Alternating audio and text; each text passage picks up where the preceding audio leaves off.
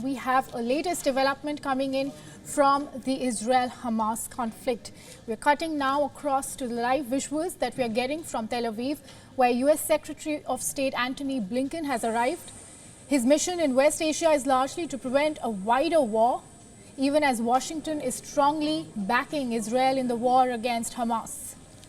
In a show of solidarity with Washington's closest West Asia ally, Blinken will meet senior Israeli officials, possibly including Prime Minister Benjamin Netanyahu. Now to discuss further boosting of military support.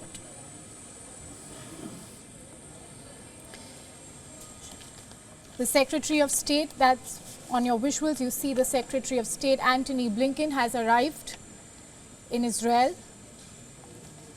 And today marks the day 6th of the ongoing conflict between Israel and Hamas. The Secretary is supposed to be here on the trip from October 11th to 13th, in which he's going to be in Israel, followed by Jordan consecutively.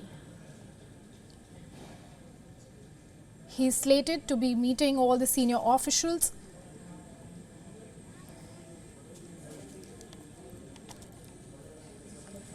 The Secretary will also reaffirm the United States' solidarity with government and people of Israel. He will discuss measures to bolster Israel's security and underscore US's unwavering support for Israel's right to defend itself. And for more on this, we have our correspondent joining us, Jody Cohen, who joins us live from Ranana. Welcome, Jody. Tell us about the latest happening on the ground and with the new unity government that has been announced, and about Blinken arriving today. So we've had a quieter night across Israel, and as you can see, things are busier here around me in central Israel. It's still like a ghost town in the south and those border towns by Gaza, but we've now just had sirens blasting in central Israel in the town next to me here, and also a barrage of rockets fired into southern Israel. So it has been a quiet night.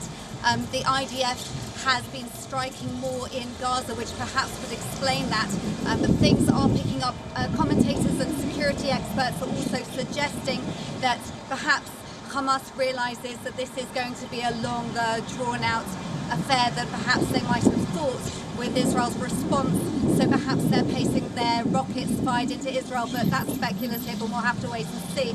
But as you said, a unity government has been announced. Now this has been done before in times of war, and this will comprise of the coalition as it was and Benny Gantz's party, which is the National Unity Party, who had been in the opposition. And on Wednesday evening, Netanyahu, Defense Minister Gallant and Benny Gantz all addressed the nation, saying that they will be working together united. And Prime Minister Netanyahu talked about how every family in Israel knows someone killed or knows of someone whose loved ones have been murdered. He compared Hamas to ISIS, and he said that just as the world got rid of ISIS, Israel will destroy Hamas.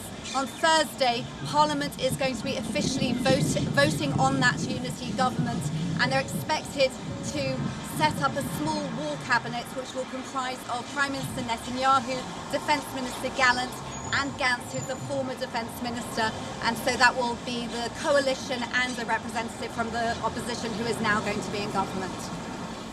Thank you, Jody, for joining us and giving us that live report from ground.